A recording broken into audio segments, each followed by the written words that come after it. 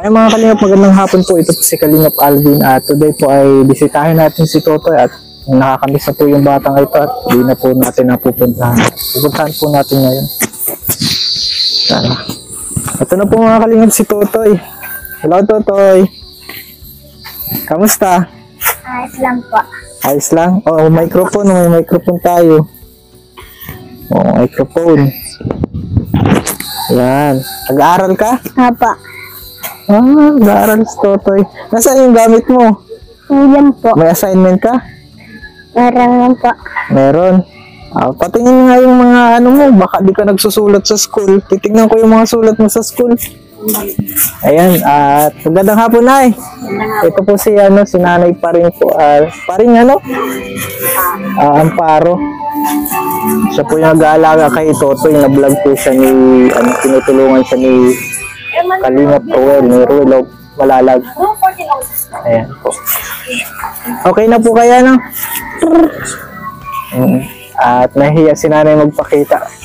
Kasi baka daw maano kaya sa vlog ni Ruel. Okay lang po yun. Wala man pong problema yun. At ang concern naman po natin ng Kalingap ay makatulong. Yun naman po yung ito po yung ni Totoy na maganda na. At mamaya po ayun si Totoy. Bakit kulay pink? Ay, hindi para. Ayan. Ay, sira na ang bag mo. Wala kang bago? Wala kang bago.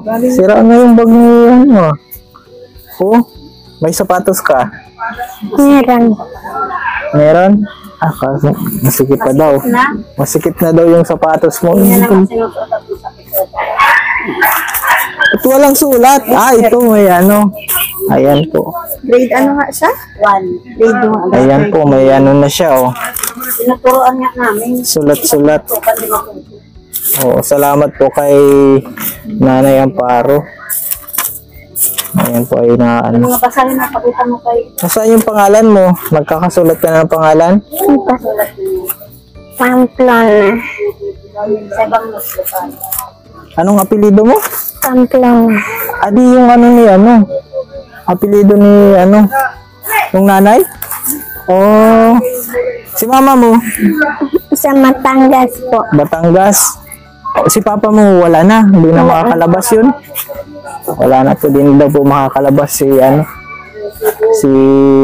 Kuya Michael kasi matindi yung kaso ni Kuya Michael. Ano ito?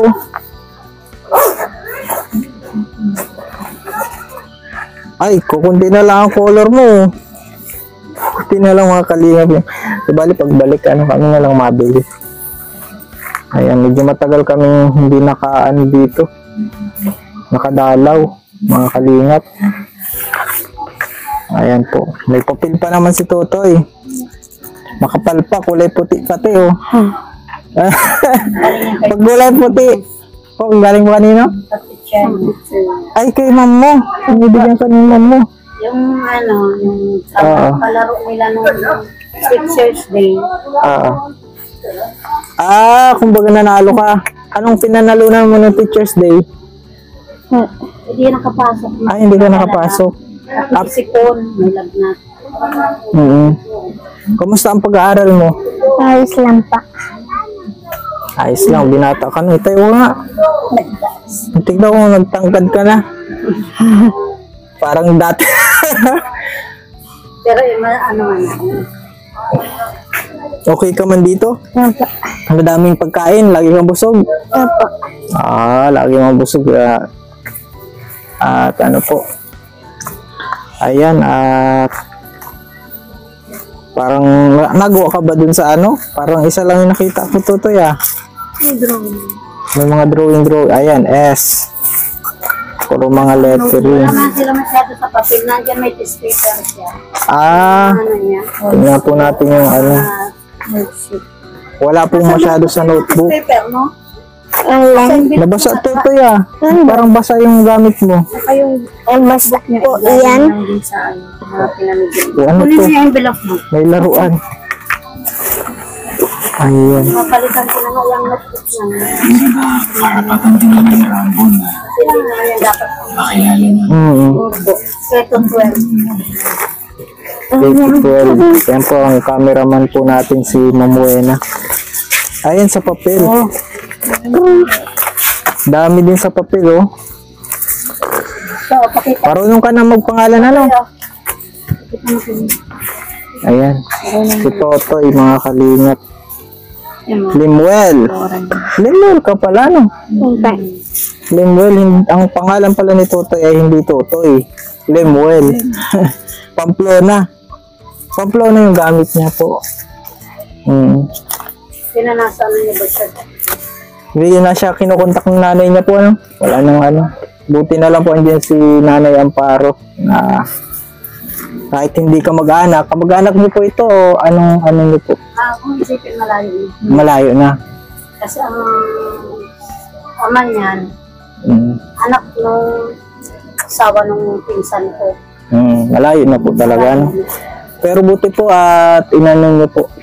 Naawa kasi kami. Tagal na kasi yung gusto kong kunin noon pa. Oo. Ngayon naman ibigay ni Mikey. Deserving po kaya. Deserving din si nanay. Kasi wala man akong alaga dati. Wala akong kukunin. Sana ang kukunin ko. Ayaw ibigay. Di bali kapag ka ano. Asan yung sapatos mo? Patingin daw ng sapatos mo, Toy. Doon nasa sa ilalim. Ayan, mga kalingap. Yan doon. Yung coloring. Ayan, mga coloring pa lang talaga mga bata. Hindi dyan. At least, Ikaw na yun. may card na po ba yan? Mga ano? Card na po. Mga card sila na ano. May card na po yung pero hindi ko na ginagawa. Pasado naman po si Totoy. Wow, pasado daw mga kalingap si Totoy. Very good si Totoy, mga kalingap. Wala yan. Hindi pala ito. Kasi nakapaan na din nasa ba't nakakapit lang. Patingin para akong ayos pa. O sige, suot mo daw. Ano pala yan? O suot mo. Pagka Nasa Okay pa. company. parang hirap na. Pag may medyas, di na nasusuot. Masikip na nga. Sikip na yan lang ba yung sapatos mo? Naman ako ng sis. Ang dami daw yung sapatos ng kinuha. Dinala yung daw. Kinuha na sana. Oo nga, may sabi. Opo. Marabinta ata naman. Yan na lang natitira niya. Oo nga, imposible naman na. Meron ba gayon? May mga gamit ba bang pinadala siya? Parang binenta daw po nung tatay. Grabe si Kuya Mike. Saka yung ano niya pati, yung bahay niya, binababoy nung nakatira. Oh, Ang dumi. Tapos yung mga gamit nila, lahat nangangalap sa labas. yung... Yung mesa, yung mga bangko, pinapagurulong dun sa baba. Oo. Kami nung last na nagpunta kami yung barangay sa Kamabi.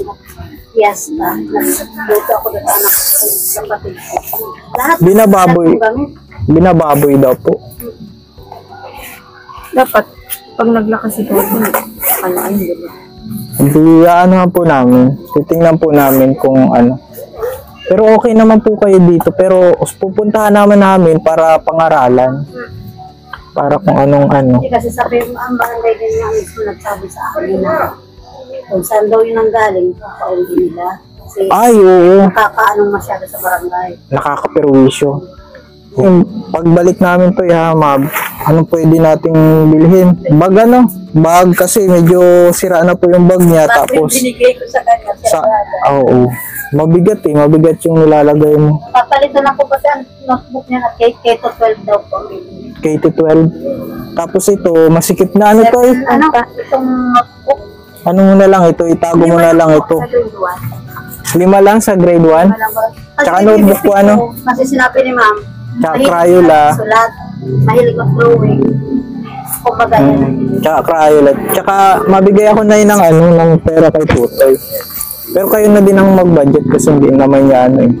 Sa channel natin para... Yung sapatos kami ng Alvin na andan. Nasaan yung sapatos mo? Andan. Nandun sa bahay niyo? Saan tuloy? Yung may sapatos yung naandar. Yung binigay mo. Oo. Anong kulay? Brown. Nandun? Ayaan mo na yun. Kami nakakapunta doon at binibintang kami ng Nakaw. nakaw daw. Hindi mo kami po napunta doon. Oh.